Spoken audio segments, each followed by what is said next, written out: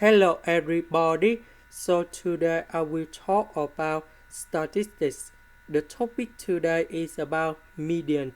So now I will show you how to answer. We have the height of 20 young rambutan trees in here. Here is about the table.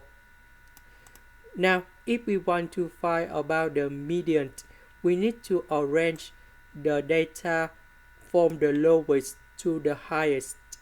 So I will choose about this one.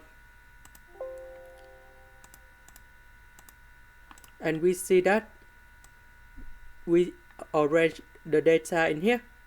The median that should be about between number 10 and number 11, but we have 18 and number 20 to calculate about the median. We will put about the value of number 18 plus number 20.